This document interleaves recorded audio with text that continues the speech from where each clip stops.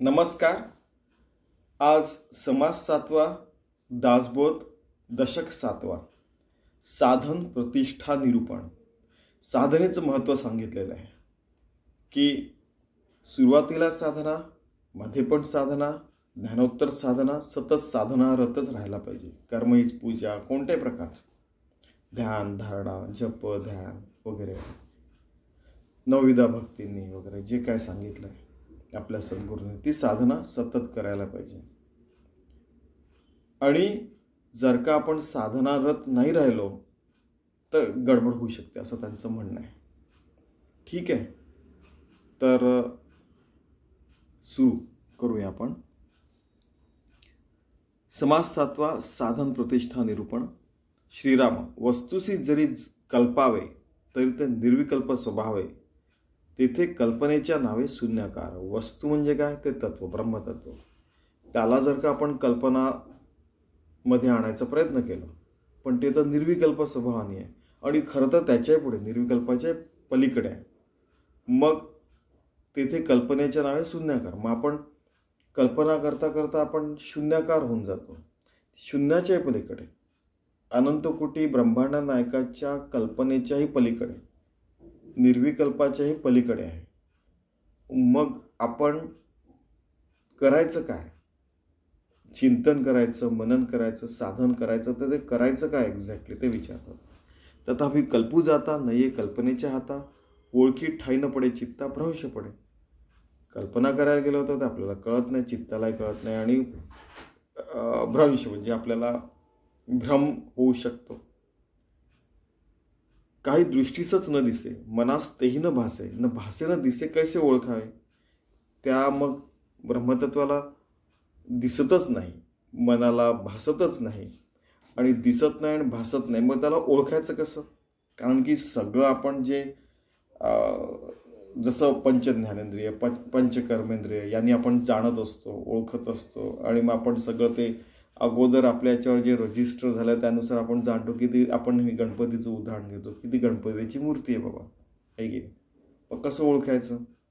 किंवा गणपतीचं दर्शन झालं, आपल्याला माहीत आहे की गणपती असा असा दिसतो म्हणून दर्शन झालं असं वाटतं. म्हणजे बघा कुठचा विचार केलेला आहे यांनी. पाहो जाता निराकार, मनासी पडे शून्याकार. कल्पू जाता अंधकार भरला वाटे की तो निराकार आहे, ठीक आहे, शून्याकार आहे. आणि मग ते असतात ना सायंटिस्ट लोक, ते आपण म्हणजे ते तर बुद्धी चालवणारच ना, की पूर्ण विश्वामध्ये बघा की छोटे छोटे छोटे तारे दिसतात, त्याच्या आजूबाजूला हे ग्रह वगैरे दिसतात, पण जास्ती 99.999999% म्हणजे अंधकारच आहे. मग अंधकारच दिसेल ना. तशा प्रकारे आपल्या जीवनामध्ये पण अंधकार येऊ शकतो. कल्पू जाता वाटे काळे, ब्रह्म काळे ना पिवळे, आरक्त निळे ना धवळे, वर्णरहित. कल्पना करायला गेलं तर ब्रह्म ना काळ वाटतं एकदम, किंवा मग काळाचा अर्थ की डार्क मॅटर समजा, पण ब्रह्म काळे नाही आणि पिवळे पण नाही. आरक्त म्हणजे लाल नाही, निळे नाही, पांढरं नाही, धवळे म्हणजे पांढरं नाही, वर्णरहित आणि वर्णरहित पण नाही. मग ते आहे कसं? आहे की नाही? The spectrum. वर्ण म्हणजे ताना, पिही, अनिजा, विमजोर, तांबडा, निळा वगैरे जे आहे, इंद्रधनुष्याचे जे रंग आहेत त्याच्याही पलीकडे आहे ते. ज्या वर्ण व्यक्ती नसे, भासावून येणारी से, रूपची नाही कैसे ओळखावे. वर्ण व्यक्ती नाही, भासही नाही, रूपही नाही, मग ओळखायचं कसं? बघा तुम्ही किती खोलात जाऊन त्यांनी विचार केला आणि सगळ्यांनी विचार केलेला आहे. ऐसा नाही वैसा नाही फिर कैसा आहे, म्हणजे असं असतं नाही. मग कसं असावं ते? म्हणजे कल्पना अतीत आहे, तर मग करायचं कसं? मग साधना केली ती पोचणारच नाही. आपली साधना, नामस्मरण केलं तर त्याच्यावर पोचणारच नाही, ध्यान केलं तर पोचणारच नाही, ओळखायला गेलं तर ओळखायलाच नाही. तर मग आपण या सगळ्या गोष्टींचं उठापटक कशाला करायची, असाही प्रश्न विचारलेला एका जणांनी. मग जो मिलने वाला ने उसके पीछे भागने का क्यों, असंही विचारलेलं आहे. आणि मग एक खूप सुंदर गोष्ट सांगायची एक स्वामीजी. ते म्हणायचे की अरे जाओ मेहनत कर, पैसा कमाएगा, बड़ी गाडी लेगा, बड़ी ये होगी. खूप जुनी गोष्ट आहे. गाडी म्हणजे त्यावेळेला समजा घोडागाडी समजा होती. तू घोड़े पे बैठेंगे, वहाँ वहाँ जाएगा, बहुत घूम के आएगा, बहुत अच्छा होगा। उसके बाद में तो फिर तेरा नाम लौकिक होगा। उसके बाद में फिर आपके बाल बच्चे वगैरह बहुत खुश रहेंगे। उसके बाद में ऐसा करता करता करता तो म्हणतो की फिर आपको समाधान मिलेगा। उसके बाद में आपको अच्छी नींद लगेगी। आणि तो माणूस एका झाडाखाली, पिंपळाच्या झाडाखाली झोपलेला असतो। तो मैं अभी क्या कर रहा हूँ, अभी मैं वही तो कर रहा हूँ यार, अभी तो कर रहा हूँ, तो फिर ये सब करने की जरूरत क्या है की नाही। म्हणजे अशी स्थिती इव्हन ब्रह्मज्ञान झाल्यावर पण होऊ शकते, ब्रह्मज्ञान व्हायच्या अगोदर येऊ शकते आणि मध्ये कधी पण होऊ शकते। त्यामुळे ते सावध करतात। अजून काय नाही। न दिसता ओळखणं किती धरावी आपण, हे तो श्रमासीचं कारण होतच आहे। उगाच श्रम का करावे। जो निर्गुण गुणातीत, जो अदृश्य अव्यक्त, जो अचिंत चिंतनातीत परमपुरुष, जो परमपुरुष आहे। खरं तर पुरुष वगैरे जो प्रकार आहे तो म्हणजे परमात्म्यालाच दिलेला आहे। वस्तू पण काय परमात्म्यालाच दिलेलं नाव आहे की निर्गुण आहे आणि गुणांच्या अतीत पण आहे। अदृश्य, जो दिसत नाही आपल्या डोळ्याने, अव्यक्त आहे, जो व्यक्त होऊ शकत नाही, अचिंत्य, चिंतनेच्या पलीकडे आहे। मग त्या परमपुरुषाला ओळखायचं कसं, जाणायचं कसं, आणि कशानं तुम्ही सांगितलेली साधना आम्हाला तिथपर्यंत घेऊन जाईल। म्हणजे इनडायरेक्टली त्यांना म्हणायचं की बघ आम्ही जसं जगतो तसं आम्हाला जगू द्या, काही साधना बिना काही करायची गरज नाही, काही भक्ती करायची गरज नाही, हे सगळं थोतांड आहे वगैरे वगैरे। म्हणजे हे गमतीने ते सगळेजण विचार करतात, हट हे फालतू आहे जो इथपर्यंत म्हटलेलं आहे। तुम्ही बघा की कित्येक लोकांनी धर्म एक अफूची गोळी आहे हे वाक्य तुम्हाला माहीत असतील। त्यानंतर म्हणतील की हे सगळं थोतांड आहे तुमचं वगैरे वगैरे, तुम्ही ऐकलं असेल ना। तर आता हा जो नास्तिकवाद आहे आणि हे आस्तिक असून नास्तिक आहेत असा पण एक वाद आहे। असे चित्रविचित्र कल्पना सगळीकडे असतात। तर याच्या पलीकडे जाऊन आपण साधना कशी करावी आणि साधना का करावी, का साधनेत राहू, हे सगळं सांगतात। आणि हे सगळं या बहुतेक याला 70 रोग आहेत मला असं वाटतं, 74 रोग आहेत, सगळ्या 74 रोगांमध्ये सांगितलेलं आहे। ठीक आहे। अचिंत्यतेची चिंता आहे, अव्यक्तास आठवावे, निर्गुणास ओळखावे कोणी परी। अचिंत्य आहे त्याला चिंतन कसं करावं, जे अव्यक्त आहे त्याला आठवायचं कसं, निर्गुण आहे त्याला ओळखायचं कसं। ठीक आहे। जे दृष्टीसच न पडे, जे मनासही ना तुडे, तया कैसे पाहणे घेणे निर्गुण असे।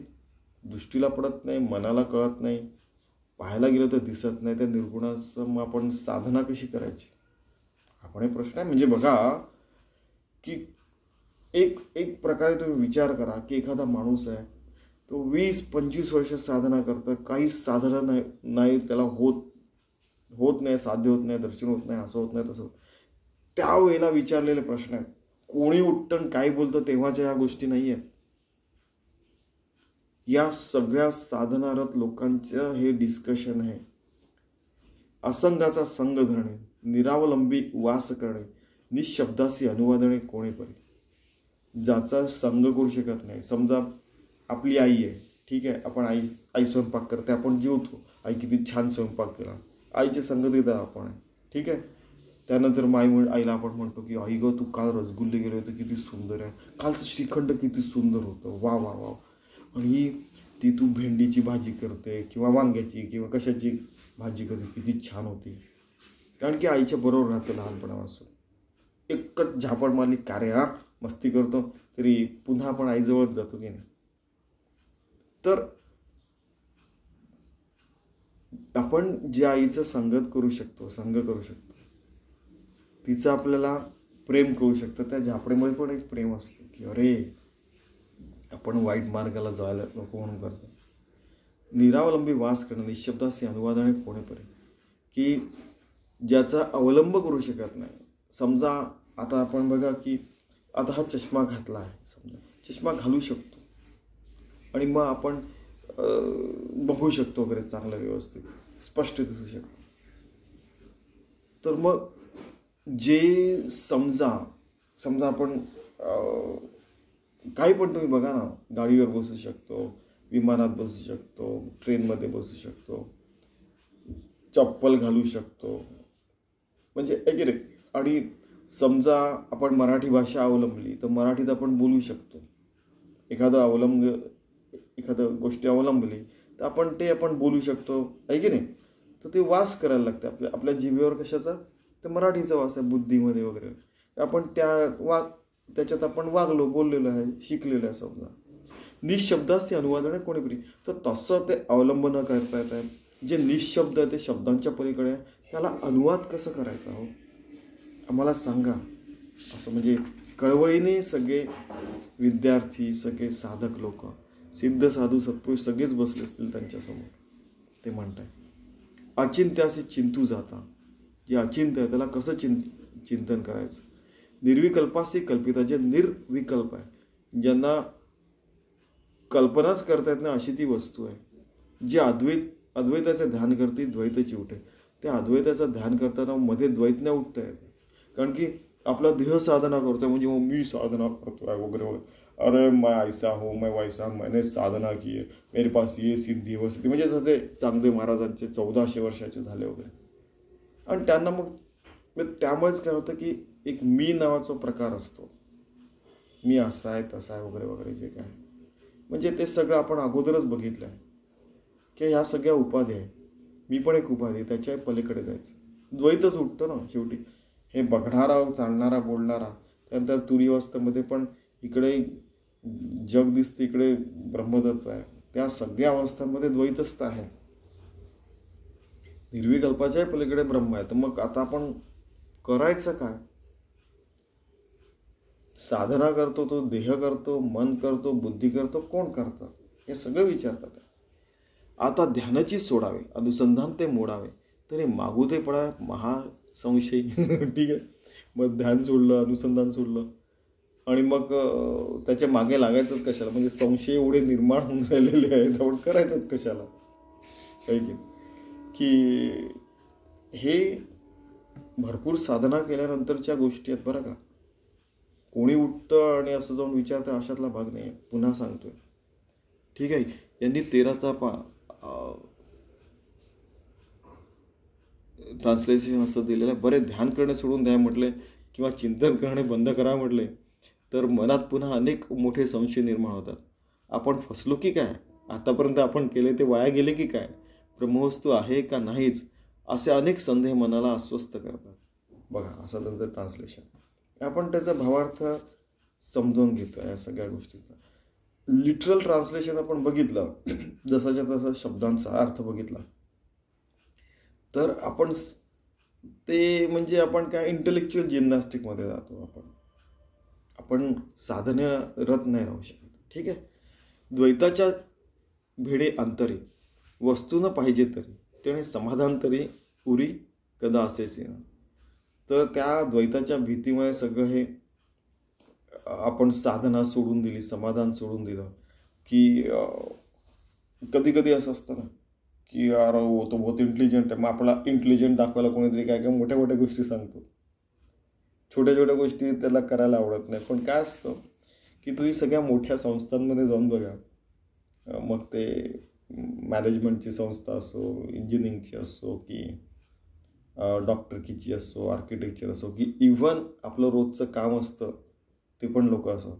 कोणी चप्पल दुरुस्त करणारा असो, कोणी कन्स्ट्रक्शनवाला असो, कोणी पूजा करणारा असो, कोणी स्वयंपाक करणारा असो. सगळ्यात पहिले छोट्या छोट्या गोष्टींमध्येच त्याची परीक्षा घेतली जाते.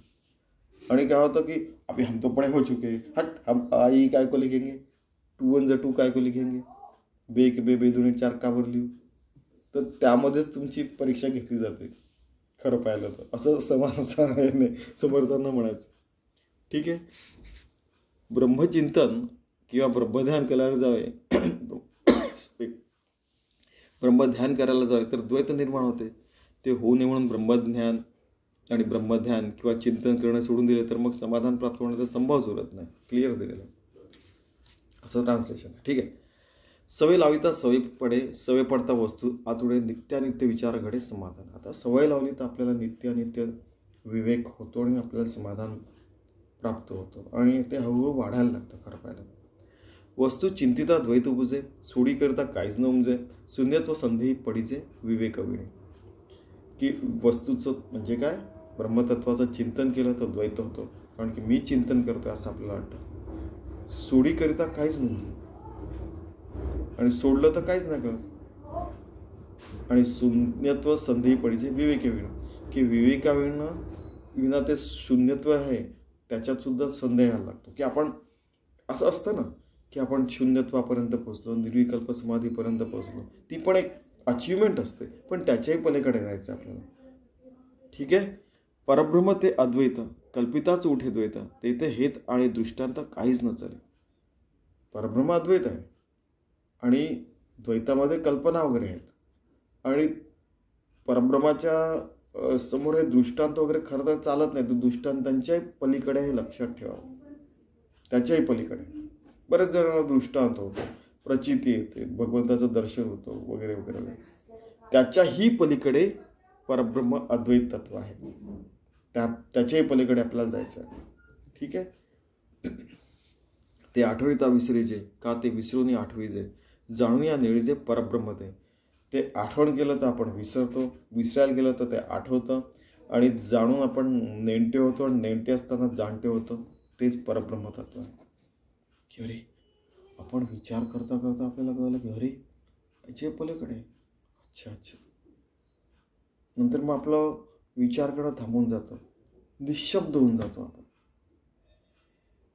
म्हणजे बघा तुम्ही, त्या अवस्था त्यांनी एक्सपिरियन्स केलेल्या आहेत. जसं 14 प्रकार परब्रह्म तत्व अनुभवलेलं आहे चतुर्दशी ब्रह्मनिरूपणमध्ये. तसं त्यास न भेटता होय भेटी, भेटू जाता पडे तुटी, ऐसी हे नवल गोष्टी मुकेपणाची. भेटायला गेलो तर भेटत नाही, नाही भेटायला गेलो तर ते भेटतं, आणि भेटल्यानंतर पुन्हा तुटतं. म्हणजे द्वैतामध्ये आलं ना सगळं. हे सगळं जे नवल आहे, सगळं जे सुरू आहे ते भेटायला गेलो तर नाही भेटत, आणि एखाद्या वेळेला भेटायला गेलं तर भेटतं, आणि मग भेटल्यानंतर तुटून जातं. अरे कुठे गेलं ते, आहे की नाही. या सगळ्या हे कसं सांगावं, कोणत्या शब्दात सांगावं, मुकेपणाचं, की मौन धारण करतो मग त्यावेळेला सरळ सरळ व्यक्ती. तो साधक म्हणजे ते साधू साधा साधवेना, नातरी सोडिता सुटेना, लागला संबंध तुटेना निरंतर. साधायला गेलो तर साधत नाही, आणि सोडायला गेलं तर ते सुटत नाही, आणि त्यांचा संबंध तोडायचा गेलो आपण तर परब्रह्मतत्वाशी, पण ते निरंतर आपल्याजवळ असं मग जाणवतं आपल्याला. म्हणजे द्वैताच्या पलीकडे साधायला गेलं तर अचिव्ड या, आणि अचिव्ड म्हटलं की ते सुटून गेलं. माहिती नाही, सुटलं म्हटलं की अरे सुटलं, तर मग आपल्याला वाटतं की अरे आहे ते, अजून नाही आहे. ते निरंतर आपल्याजवळच आहे असं जाणवतं. म्हणजे बघा द्वैताच्या पलीकडे ते असतची सदा असे, नातरी पाहता दुरासे, न पाहता प्रकाशे जेथे तेथे. की असलं म्हटलं तर ते सदा आहे, नाही आहे म्हटलं तर हट काहीच ते दिसत नाही. न पाहता प्रकाशे, न पाहता, न बघायचं म्हटलं तर अंधारात सुद्धा आपल्याला वाटतं की आहे काहीतरी, आणि जिथे आहे तिथे, जेथे तेथे, म्हणजे हे सगळं जाणवतं आपल्याला. आणि या जाणीव जाणीव निर्णीव जे सगळं जे असतं ना, त्याच्याही पलीकडे परमात्मा हे जाणून असा. जिथे उपाय तोची अपाय, जो उपाय करायला जावं तोच अपाय होतो. समजा आपण विचार केला की नाही आता मी काहीच आठवणार नाही, तर काहीतरी गोष्टी आठवायला लागतात. काही आठवायला लागलं तर म्हटलं की आता आपण नाही आठवायचं ते आठवायला लागतं, आणि जे नाही आठवायचं म्हटलं खूप आठवायचा प्रयत्न केला तर नाही आठवत. म्हणजे बघा या सगळ्या किती भिन्न भिन्न प्रकारे असं म्हणजे कन्फ्यूज स्टेटमध्ये ते व्हायला लागतं. आणि अपाय तोची उपाय, ते अनुभव येणं काय उमजू जाणे. म्हणजे हे सगळे अनुभव त्या साधकांनी घेतलेले, आणि त्यानंतरच हे डिस्कशन सुरू आहे.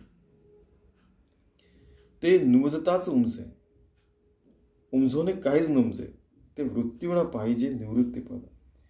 ते जाणायला गेलं, उमजायला गेलं तर आपल्याला ते उमजत नाही, आणि जेव्हा आपल्याला वाटतं काही उमजलंच नाही, काही समजलंच नाही, त्यावेळेला सगळं समजून येतं. जे वृत्तीपणाने यस मी ब्रह्मतत्व आहे, वृत्तीच ना शेवटी, असं बघायला गेलं तर निवृत्तपणा दिसतो. बघायला गेलो तर अरे ती निवृत्तपणाची जी वृत्ती आहे तीच तर खरी ब्रह्मतत्वाची वृत्ती आहे. बघा तुम्ही काय जबरदस्त भाषा. हे अनुभव लोकांनीच लिहिलेलं आहे, समर्थ रामदासांनी, कळून येतं आपल्याला. ते ध्यानी धरिता नाही, चिंतनी चिंतावे ते काय, मनामध्ये न समाय परब्रह्म ते. ते ध्यानाला बसलो तर ते ध्यानाच्या आवाक्यात येत नाही. चिंतन करायला गेलं तर ते चिंतनाच्या आवाक्यात येत नाही. मधामध्ये साठवायला गेलं तर मन छोटूसं पडतं आणि ते अनंत आहे. तेच ते परब्रह्मतत्व आहे.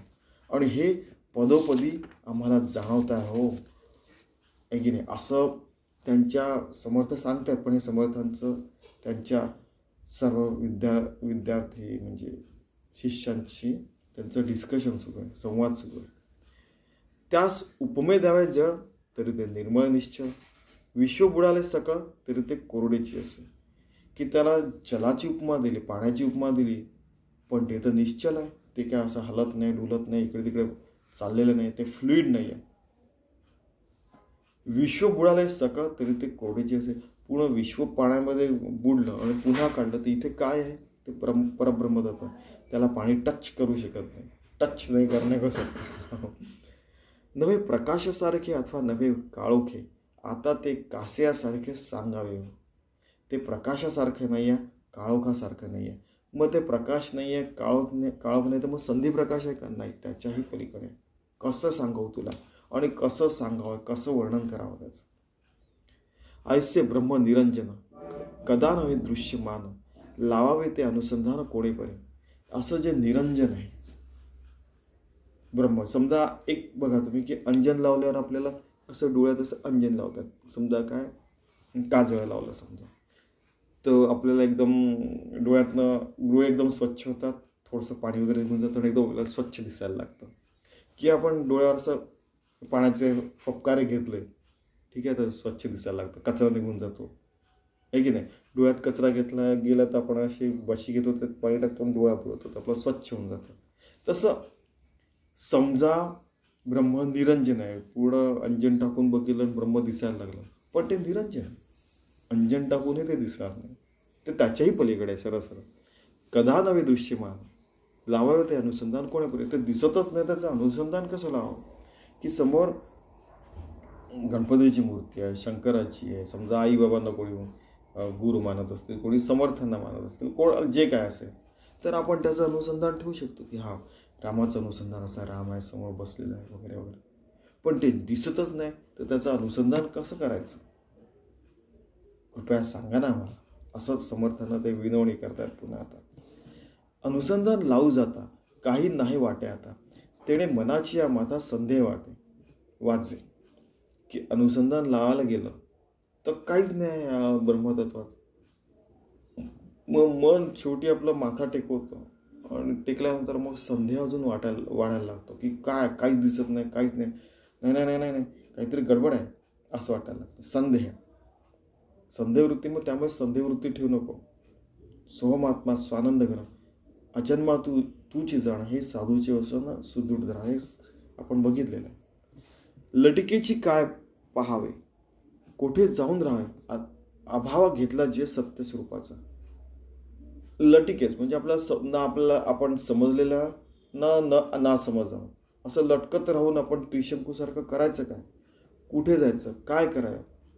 तर जीवाला कळत नाही की अभाव आहे तो कशाचा अभाव आहे, परिपूर्णता आहे ती परिपूर्णता कशाची आहे, आणि काहीतरी राहून गेलं, काहीतरी करायचं असं वाटतं, तर तो अभाव काय आहे, ते सत्यस्वरूप काय आहे, ते आम्हाला कृपया सांगावं समर्थ. असं ते म्हणतात.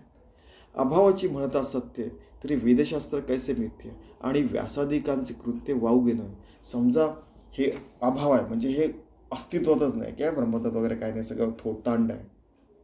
पण अभावाची म्हणावे सत्य, त्या थोतांडाला तुम्ही जर का सत्य मानलं, त्या अभावाला तुम्ही सत्य मानलं, त्या अजाणतेपणाला तुम्ही सत्य मानलं, किंवा नास्तिकतेला जर का तुम्ही सत्य मानलं, तरी वेदशास्त्र कैसे मिथ्या. मग काय वेदशास्त्र मिथ्या झाले, ते मिथ्या आहेत. आणि व्यासादिकांचे कृत्य वाहू घेणे, किंवा व्यासादिक जे इतके हजारो वर्षांपासून समजा त्यांनी साधना केली, त्यांनी सगळं महाभारत आणि गीता वगैरे सगळे लिहिलं, जे सगळं केलं, इतके हजारो ऋषीमुनी साधना करतात, आत्मसाक्षात्कारी झाले, ते वावगे नव्हे, ते वावगं नाही आहे का. म्हणून मिथ्या म्हणता नाही, म्हणून हे मिथ्या म्हणू नाही शकत. बहुत ज्ञानाचे उपाय, बहुती निर्मेले ते काय मिथ्या म्हणावे. सगळं ज्ञान निर्माण झालं, अद्वैत ज्ञान निर्माण झाले, इतके सारे ग्रंथ निर्माण झाले, ते काय मिथ्या आहे. समर्थ उलटा प्रश्न विचारतात ज्यांनी त्यांना प्रश्न विचारला त्यांना. मग त्यांनी बरेचसे ग्रंथांचं दिलेलं असं वाटतं. आता बघा, अद्वैत ज्ञानाचा उपदेश आहे. गुरुगीता तो महेशाने गुरुगीता सांगितली. सांगता होय पार्वतीशी, त्यांनी पार्वतीला ती गुरुगीता सांगितली पार्वती प्रती. म्हणजे महेशांनी गुरुगीता पार्वतीला सांगितला पार्वती प्रती. पार्वतीला आत्मज्ञान व्हावं म्हणून. खरं तर ती पण एक शक्ती होती, पण तिला पण हे बघा, ती शक्ती महेशाला ज्ञान द्यायचा प्रयत्न करते, महेश तिला ज्ञान द्यायचा प्रयत्न करतात. म्हणजे सगळे शेवटी आत्मज्ञानात राहायचा प्रयत्न करतात, सगळेच्या सगळे. आणि अजूनही भगवान शंकर कापडी आहेत, साधनारत आहे. हे प्रूफ आहे ते की महेश पार्वतीला सांगतात, पार्वती माता पण अजून साधनारत आहे. अवधूत गीता केली गोरक्षीस निरोपिली, ते अवधूत गीता बोलिली ज्ञानमार्ग. अवधूतांनी गोरक्षाला गीता सांगली, अवधूत गीता ज्ञानमार्गाची. विष्णू होऊन राजहंस, विष्णूने राजहंसाचं रूप घेतलं. विधीस केला उपदेश, ते हंसगीता जगदीश बोलिला स्वमुखे. की राजहंस होऊन त्यांनी ब्रह्मदेवांना हंसगीता सांगितली स्वतःच्या मुखाने. ब्रह्मा नारद उपदेशित,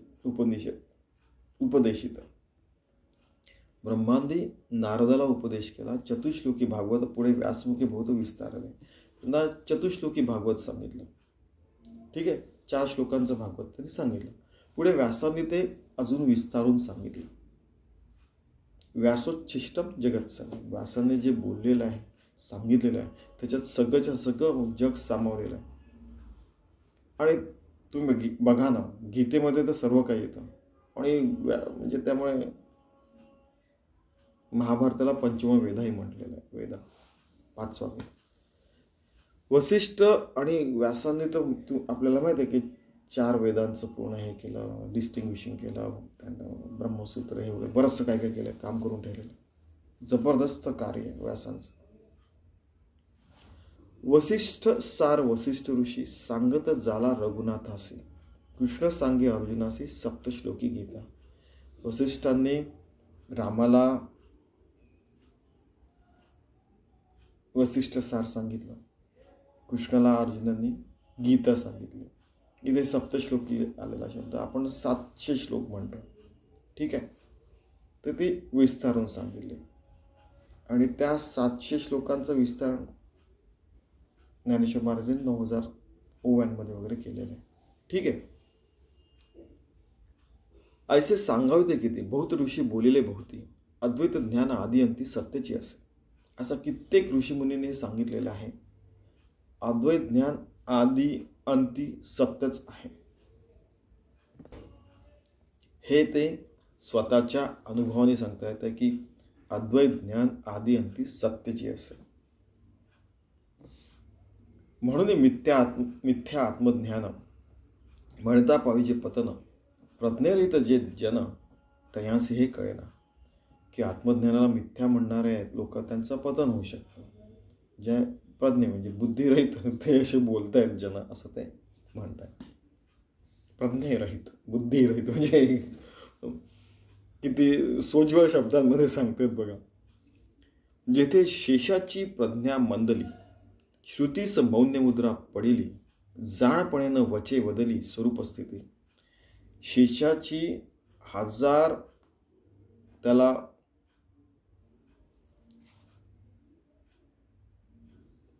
डोकं आहेत आणि त्यात बुद्धी पण आहे, 1000 त्याला ब्रेन्स असतील, पण त्याची प्रज्ञा, त्याची ही बुद्धी मंदली. भगवंताचं स्वरूप वर्णन करताना श्रुतीस मौन्य मुद्रा पडली. जे काय श्रुती ऐकून आपण जे सांगितलं, किती सांगायचं भगवंताबद्दल, शेवटी ऐकण्याला पण मौन्य मुद्रा पडली आणि सांगण्याला पण मौन्य मुद्रा पडलेली आहे. जाणपणेनं वचे बदली, तेच स्वरूपस्थिती. इव्हन स्वरूपस्थितीत आपण गेल्यानंतरही ते आपण सांगू शकत नाही. मौन्य स्थितीतच जातो आपण.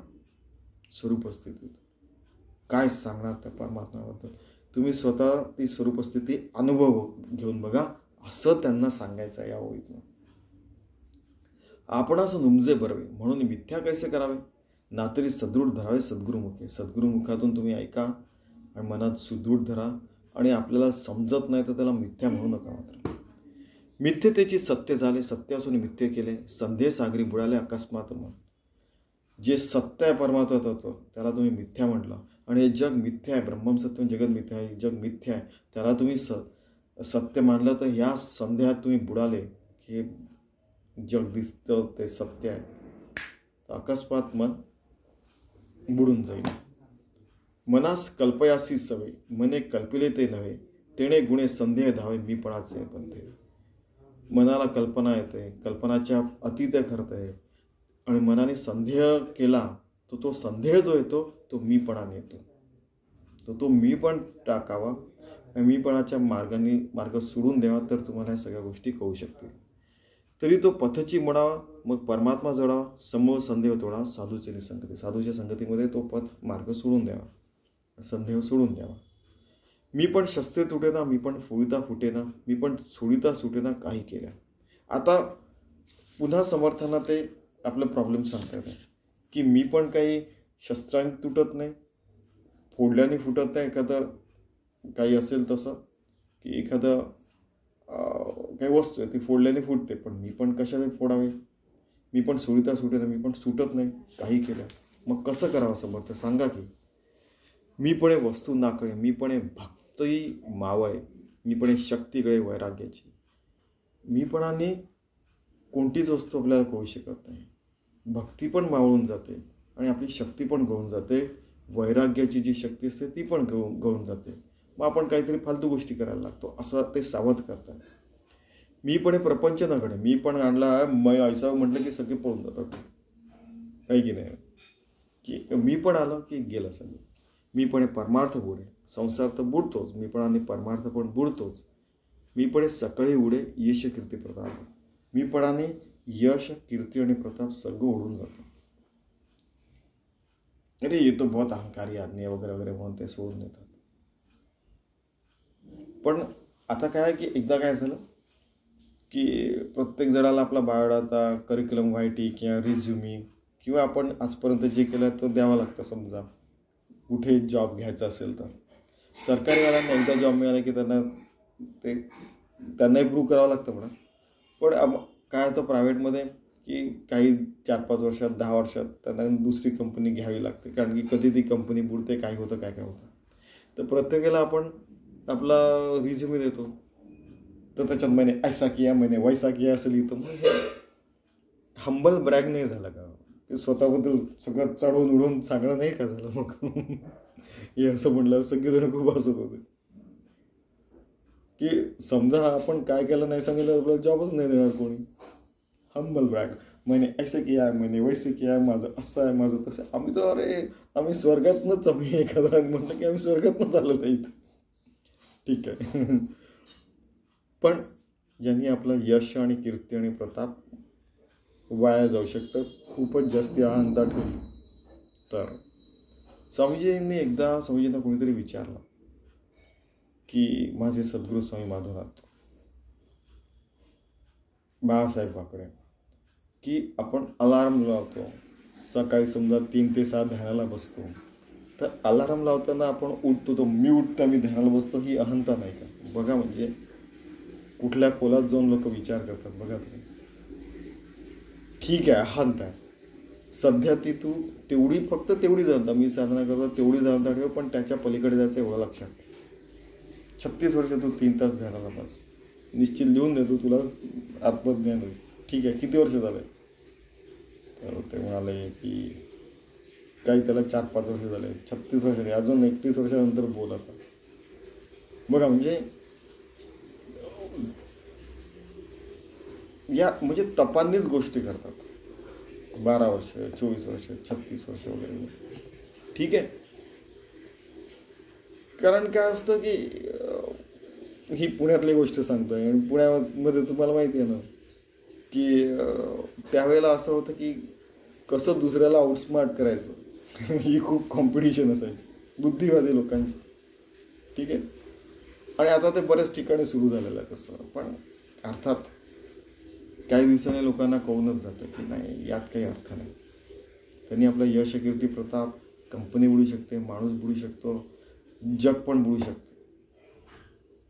ठीक आहे, खूप मोठ्या गोष्टीने मोठ्या प्रमाणात झालं तर पूर्ण मानव जातीचं यश, कीर्ती, प्रताप पण जाऊ शकतं. एका वाक्यात सांगायचं तर मी पण मित्री तुटे मैत्री तुटते, मी पण प्रीती आटे. कोणी आपल्या समजा आईला तुम्ही म्हटलं की तुला स्वयंपाक येत नाही, रोज म्हटलं एकच झापड मारायचे. ठीक आहे, मी पण लिकटे अभिमान अंगात यायला लागतो. मी पण विकल्प उठे, मी पण म्हटलं की समजा द्वैतातच झाला ना. मी पण कळाव सुटे, मी पण आणि सगळे भांडणं युद्ध पण होतात. मी पण संभव फुटे ऐक्यतेचा, की आपण सगळे एकोपाने राहतोय. पण एखाद्याने म्हटलं की मीच ग्रेट आहे, तुम्हाला काहीच येत नाही, तुम्ही बुद्धू आहात सगळे, संपलं, ऐक्यता तुटते. मग तिथे मी पण कोणाशीच नस आहे, मी पण कोणालाच नाही आवडत. ते भगवंती कैसे नाही. मग मी पण आपल्या लोकांमध्ये, आपल्या सामान्य लोकांमध्ये मी पण आवडत नाही तर भगवंताला कसं आवडणार आहे. म्हणून मी पण सांडून राहे तोची समाधान. ज्याने मी पण सोडलं, भगवंताच्या चरणी समर्पित केलं, तोच समाधानी होऊ शकतो. आता हे बघा, हे 51 आणि 52 स्वामीजी म्हणायचे या 2 ओळ्या खूप महत्त्वाच्या आहेत, त्या लक्षात ठेवा. मी पण कैसे त्यागावे, ब्रह्म कैसे अनुभवावे, समाधान कैसे पावावे, कोणा प्रकारे, की मी पण कसं त्याग करावे, ब्रह्माचा अनुभव कसा घ्यावा आणि समाधान कसं मिळवावं ते सतत ठेवावं. 51वी 52वी मी पण जाणून त्यागावं, मी पण जाणून त्यागावं. ब्रह्म होऊन अनुभवा, आपण ब्रह्माशी एकरूप होऊन ते अनुभव घ्यावा. आणि समाधान ते पावा निस्संगपणे, की आपण समाधान आलो, समाधान म्हणजेच ब्रह्मतत्व, तर ते निस्संगपणे होऊन जातं, कोणत्याच संगत राहत नाही आपण. जसं त्या दिवशी कोणीतरी म्हणालं की आपण एकटे पडून जातो. म्हटलं लोकांतामध्ये पण एकटेपणा असतो आणि एकांतपणामध्ये पण एकटेपणा असतो, की सर्व काही असताना एकच आहे. आणि आपण समजा देहाला महत्त्व दिलं, आपण देहाशी एकच माहिती आहे का, एकटंच पडलं तरी पण आपण ब्रह्मतत्वाशी एकरूप असतो. लोकांतही त्यातही एकांत आणि एकांतातही एकांत, एक अंत म्हणजे ब्रह्मतत्व. ब्रह्मच एकोहम बहुश्याम लोकांतामध्ये आणि एकटं असताना एकोहम एक कर्म एकात्मा एक संभाव होऊ शकतं. हा एक माझा श्लोक आहे, नंतर बघू. ठीक आहे, एकच तत्व राहू शकतं सतत, एकतत्वाशी एकरूप सतत राहू शकतो. प्रत्येक क्षण प्रत्येक कण आपण भगवंताला समर्पित करून पूजा होऊ शकते. आणि एक समाधान मी पण वीण साधन करू जाणे तोची धन्य समाधानी, की मी पण आणि साधन केलं तर समाधान कदाचित मिळणार नाही, पण समाधान ठेवून आपण समाधानी होऊ शकतो आणि धन्यत्वाला जाऊ शकतो. आपण मी पण जाणून त्यागा 53चा आपण अर्थ बघूया सरस, की खरं पाहिलं तर याचा अर्थ असा होता की आपण आपली साधना भगवंताकडून केल्या जाते आहे असं आपण भाव ठेवला तर आपलं व्यवस्थित सगळं होऊ शकतं. यांनी काय अर्थ सांगितलं बघू आपण. समाधानाचे आणखी एक रहस्य आहे, ते असे की साधना तर चालू आहे परंतु तिच्यात मी पण नाही, मी साधना करतो ही भावना नाही. अशा युक्तीने जो साधना करतो त्याचे समाधान औरच असते, तो खरोखरीच धन्य होय. देहबुद्धी असते तोपर्यंत मीपणा असतो तोपर्यंत मी साधना करतो ही भावना असते. साधनामध्ये वाढ होत चालली की मीपणा क्षीण होत जातो, देहबुद्धी क्षय पाहू लागते. मग मी साधना करीत नाही, तो ती साधना माझ्याकडून करून घेतोय अशी भावना दृढ होऊ लागते. साधना परिपक्व झाली की ती यथास्थित चालू राहून सुद्धा साधक मीपणाने उरत नाही, तो स्वस्वरूपाशी तदाकारच होऊन राहतो. आणि आपण जे नेहमी म्हणतो राम हमारा जप करे हम बैठे आराम, जे कबीर म्हणतात की राम आपलं आमच्याकडनं रामनाम करून घेतोय, राम मी काहीच करत नाही, ते अखंड रामनाम सुरूच आहे असे संत कबीर म्हणायचे. अशी ती विलक्षण अवस्था असते, त्या अवस्थेतील समाधान काही निराळेच असते. पुन्हा ती ओवी वाचतो. आणि एक समाधान मी पणेविन साधना करू जाणे तोची धन्य समाधानी, की साधना आपल्याकडनं देव करून घेतोय. समजा त्यांनी आपली असं करून आपली पूर्ण शक्ती काढून घेतलं, झाला आपला देह गेला एका क्षणामध्ये. हे जाणून असायला पाहिजे की देवाच्यामुळे, देवाच्या शक्तीनेच आपलं हे सगळं जे आहे ना, काय स्वामीजी म्हणायचे ना की कळसूत्री बाहुलं असतं भगवंताच्या हातातल्या. तो जसं काय म्हणतात त्याला, पपेट्स,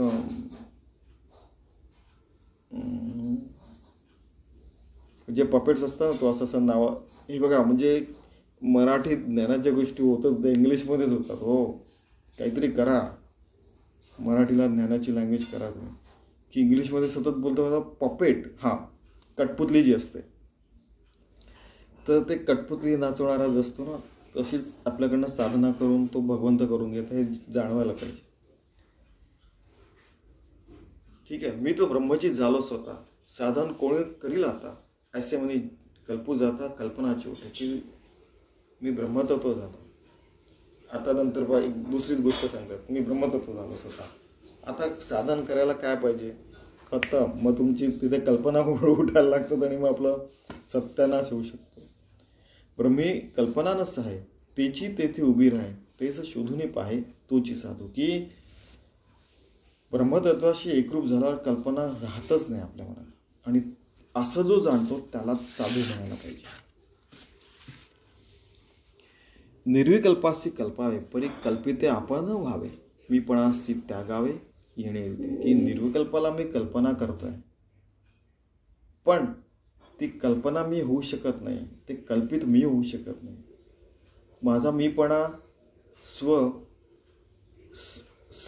माझा हम सहामध्ये मिसळून गेलेला आहे, असं जाणायला पाहिजे. तर ते ऑटोमॅटिक त्याग होतो, ऑटोमॅटिक त्याग होतो. आपण करू म्हटलं तर होत नाही, ते ऑटोमॅटिक होतं. फक्त आपल्याला तरी झळझळून व्हायला नाही का, ये भक्तीची मार्गे लाग, असं म्हणतात की झळझळून लागायला पाहिजे याच्या मागे. समर्थांचंच आहे, स्वामीजी सांगायचं. या ब्रह्मविद्येच्या लपणी काहीच नसावे असोनी, दक्ष आणि समाधानी तोची हे जाण. की ब्रह्मविद्या जी लपलेली आहे आणि ती काहीच नसोनी असं नाही, की म्हणजे काहीच नाही राहिलं. काहीच नाही राहिलं म्हणजे काय, मग आपण दक्ष झालो, समाधानी झालो, तर उरलं काय, अरे आपण तर भगवंताशी एकरूप झालो. आपण नंतर त्याच्या बाहेर होतो तेव्हा आपल्याला कळतं की अरे तोच तर आपण एकरूप झाला आहे, हे आपल्याला आपण जाणू शकतो. हे गेलं असं ते होऊन जातं. जेव्हा त्याच्यापासून तुटतो तेव्हा आपण द्वैतातून आपण सांगू शकतो, असं ते आहे. ज्यासे आपण कल्पावे तेची आपण स्वभावे, येथे कल्पनेच्या नावे शून्य आले.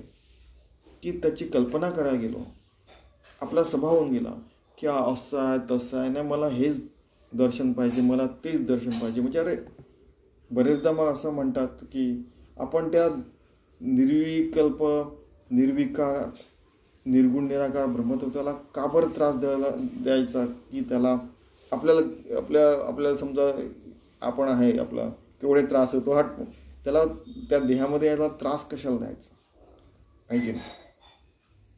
तर त्या कल्पनेला शून्यत्व येतं, त्यावेळेला आपण ब्रह्मतत्वाला पण जाऊ शकतो.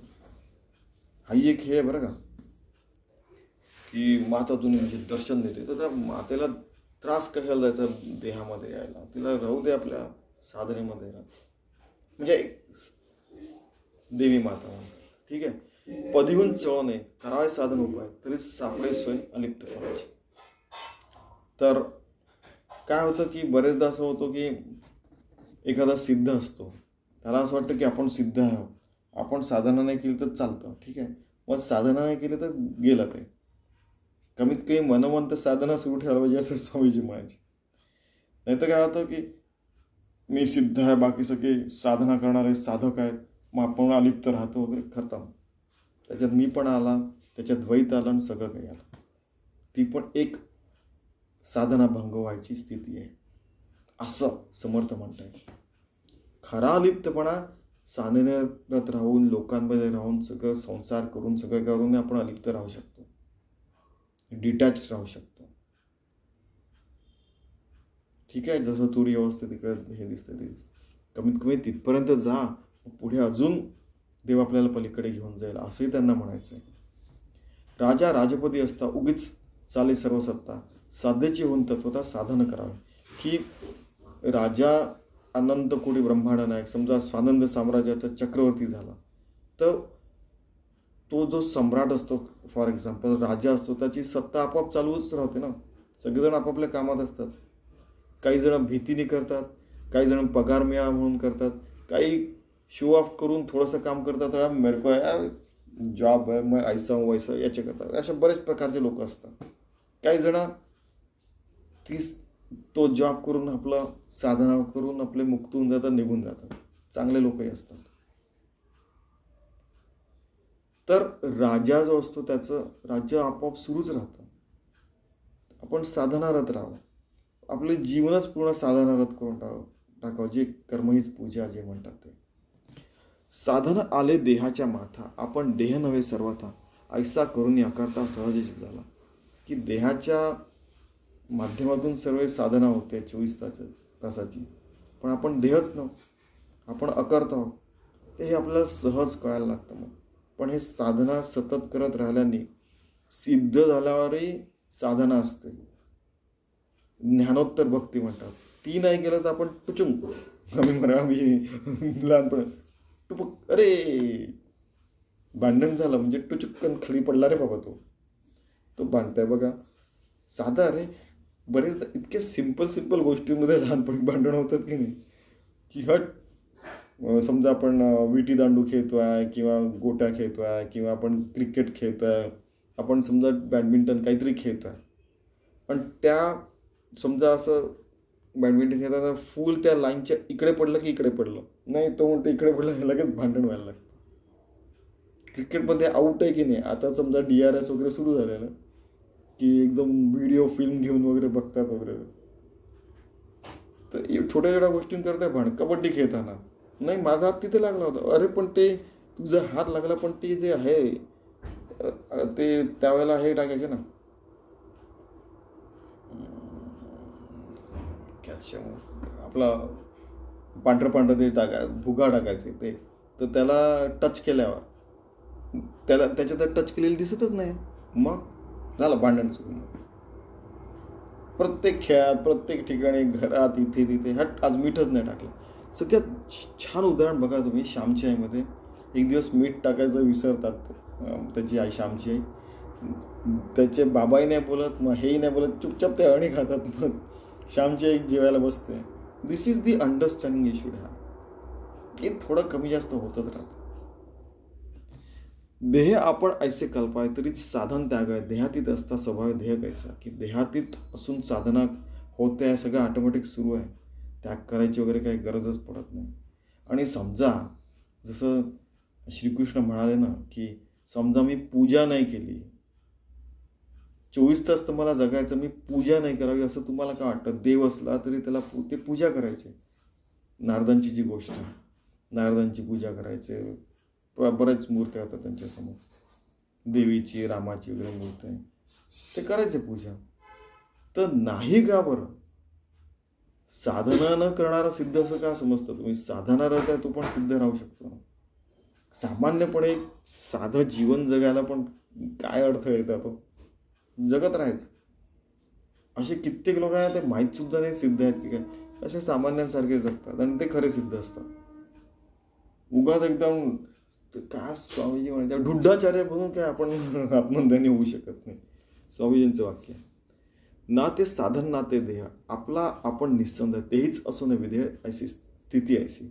की साधन देहाला लागलेलं आहे तरी तो निस्संदेह आहे, ध्येय असून तो विधेयी स्थितीत तो जगतो आहे, असं आपण जगू शकतो. हो, साधने विण ब्रह्म होता, लागो पाहे देह ममता, आज प्रबळे तत्वता ब्रह्मज्ञान मिसे. की साधना नसली तर देहावरची आपली ममता वाढते आणि आळस प्रबळ होऊन जातो आणि ब्रह्मज्ञानाला आपण गमावून बसतो. बरेचदा असं होतं की काही जण जे असतात, आपलं रोजचं कर्म जे असतं त्याला साधनारत करतात, एखादं जीवनाचं ध्येय ठरवतात आणि मग त्याच्या मागे लागतात आणि तीच आपली साधना करून घेतात. ते की काही जण असतात की शेतकऱ्यांच्या कार्यास्तव आपलं जीवन जगतात. काही जण असतात काही लोकांना जागृत करण्याची चर्चा करतात.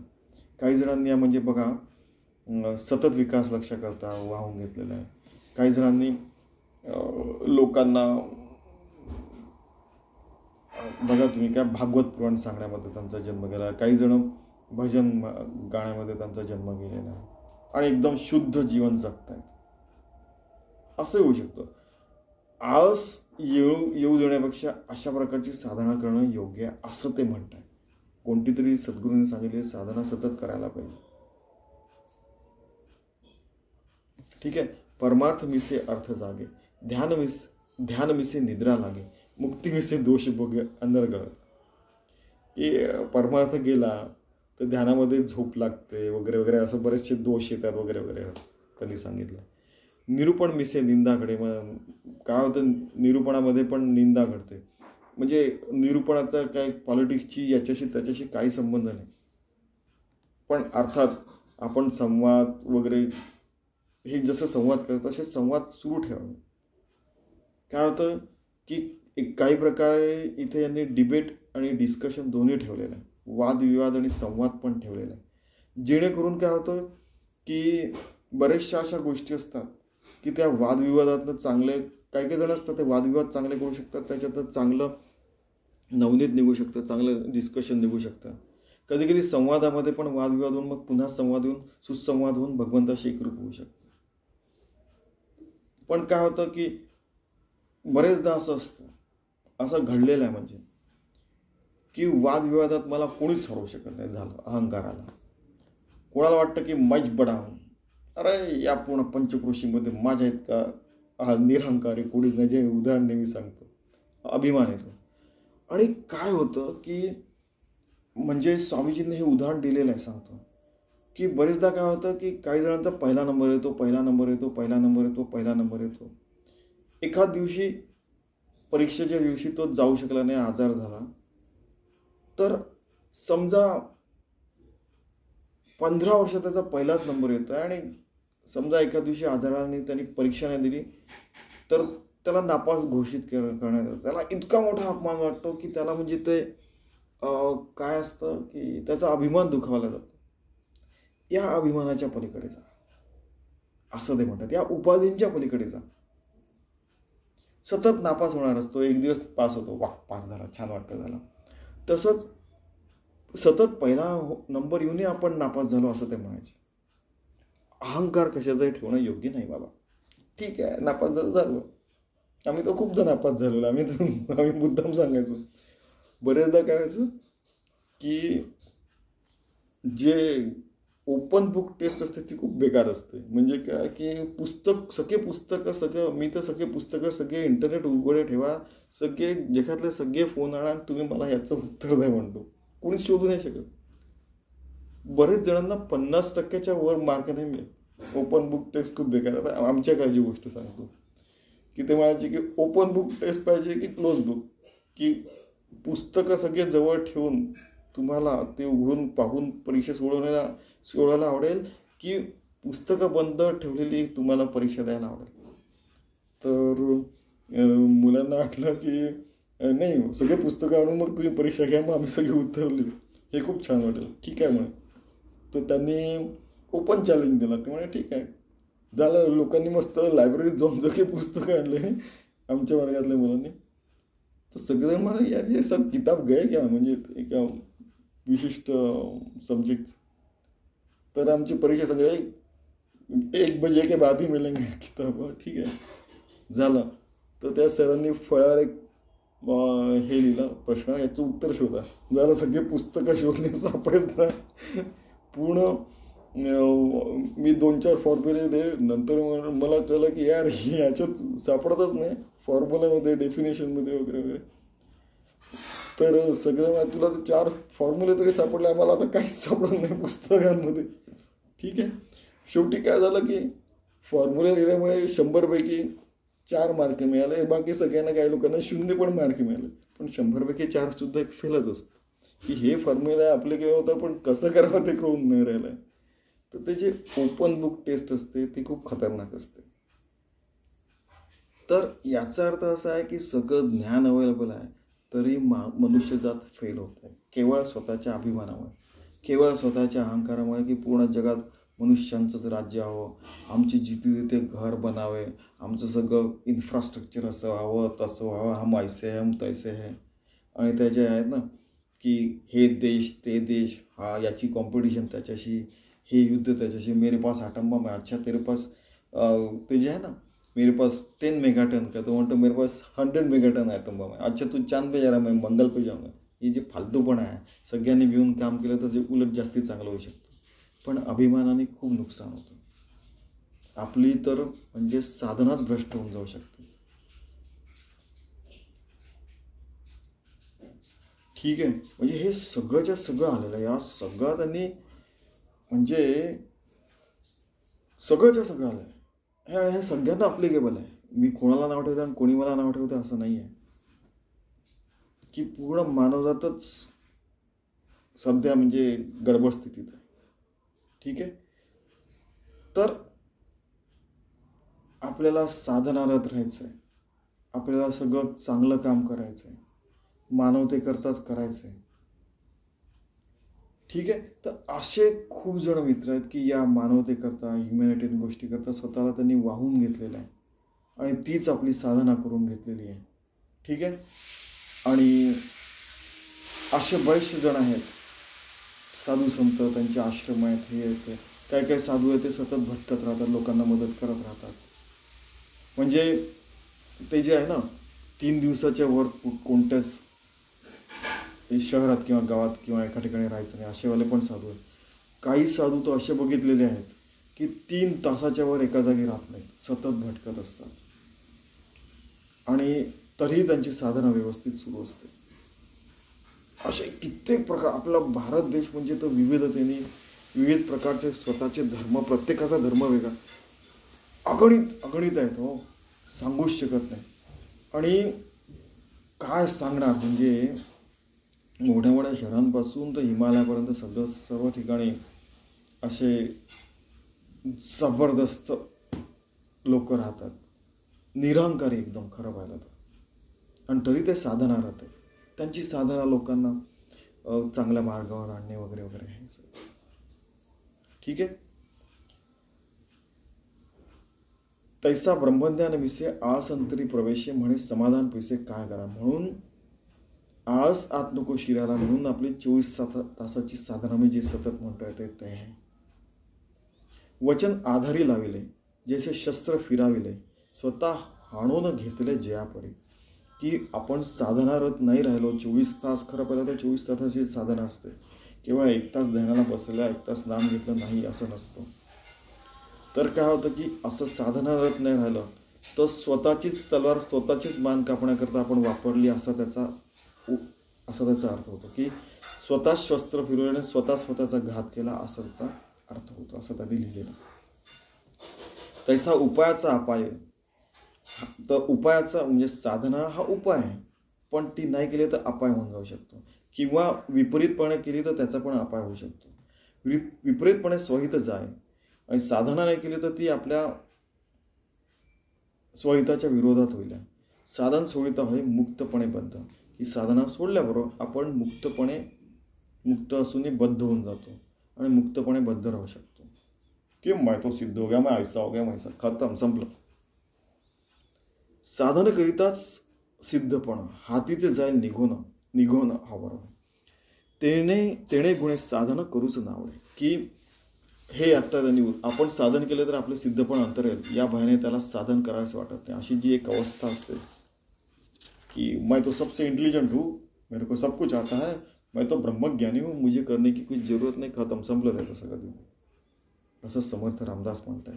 म्हणजे तुम्ही बघा की या सर्व अवस्थेतून सगळ्या आत्मज्ञानी सत्पुरुषांना जावं लागलं असेल. बघा तुम्ही, कधी कधी मूकपणे आणि कधी कधी व्यक्त होऊ नये. कधी कधी त्यांना या गोष्टी मूकपणे जाणवतात, अरे की आपण तर स्वतःला ग्रेट समजत होतो, पण हा तो अजून आपल्यापेक्षा जास्त हुशार आहे. मग आता काय करायचं? मग मनात आपल्याला जाणवतं की नाही, आपण स्वतःला जास्त हुशार समजायला नको. आपण साधनारतच राहायला पाहिजे, भगवंताशी एकरूपच राहायला पाहिजे. पूर्ण द्वैतात सगळं बोलणं सुरू आहे बघा. अद्वैतपणे पण बोलता येऊ शकतं. कसं तुम्ही जाणून घ्याल एकदा. लोक म्हणते हा साधक आहे, हेची लज्जा वाटे एक, साधन करीते ब्रह्मादिक, हे ठाऊकी नाही. लोक म्हणतात, कारण की जे सिद्ध असतात त्यांना वाटतं की अरे हा तर साधन आहे, साधक आहे, हा तर साधना करतो, हे असं सुरू आहे, त्याचं तसं आहे. आपण साधना केली, सिद्धाला वाटतं की त्याला लज्जास्पद वाटतं की नाही हा आपण तर सिद्ध, आपण काही साधना करायला. पण इथे मग त्यांनी समर्थांनी उदाहरण दिलं की साधन करीती ब्रह्मादिक. आणि शंकर स्वतः तर कापडी आहेत, अजूनही ते ध्यानाला बसतात. अजूनही तुम्ही बघा, शंकर पार्वतींना सांगतात, प्रवचन करतात, पार्वती शंकराकरता प्रवचन करते. ते एकमेकांचं म्हणजे कसं आत्मज्ञानात कसं राहायचं याची ते प्रॅक्टिस करतात. ब्रह्मादिकही अजूनही साधन येत आहेत. आता असं हे अविद्या, अभ्यास सरणी विद्या, अभ्यासे पाहिजे अद्या पूर्ण ब्रह्म. की ही अविद्या जायला आपण साधना करून, आपण अभ्यास करून ती आत्मविद्या आपण आत्मसात करूया आणि पूर्ण ब्रह्म होऊया. अभ्यास करावा कवण. आता तो अभ्यास कसा करायचा, ऐसा श्रोता करी प्रश्न. आता श्रोतांनी प्रश्न केला, परमार्थाचे साधनं बोलिले पाहिजे, परमार्थ कसं करावं त्याचं साधन काय आम्हाला सांगा. आता ते त्यांचे शिष्य पुढे जे बसले ते विचारतात, श्रोतेजन असं म्हणतात. याचे उत्तर श्रोते असे, दिधले पुढील समासी, निरोपिले साधनासी परमार्थाचे. याचे उत्तर श्रोत्यांना मी पुढल्या समासात सांगितलेलं आहे. आणि परमार्थाचं साधन काय आहे ते समास 8 श्रवण निरूपणमध्ये सांगितलं, ते तुम्ही ऐकावे. ठीक आहे. तर या पूर्ण समासाचं सार काय आहे की मी पण जाणून त्यागावे, ब्रह्मगुणी अनुभवावे, समाधान ते पाहावे निस्संगपणे, आणिक एक समाधान मीपणे विण साधन, करू जाणे तोची धन्य समाधान. ठीक आहे. की मी पण आपण जाणून त्याग करायचा, ब्रह्माशी एकरूप होऊन अनुभवायचं. आणि समाधान पाळल्यानंतर आपण जेव्हा निस्संग होऊन जातो त्या स्थितीमध्ये सतत राहायचा प्रयत्न करावा. ठीक आहे. इथे श्री दासबोधे गुरुशिष्य संवादे साधन प्रतिष्ठा निरूपण नाम समास 7. चला आपण असं जगायचा प्रयत्न करू, परमार्थाशी एकरूप होऊन, परब्रह्मतत्वाशी एकरूप होऊन. कर्महीच पूजा 24 तास आपण करूया. आणि त्यांनी सांगितलेलं की मी पण जाणून त्यागावे, ब्रह्म होऊन अनुभवावे, समाधान ते पाहावे निस्संगपणे. असं राहायचा आपण प्रयत्न करूया. धन्यवाद.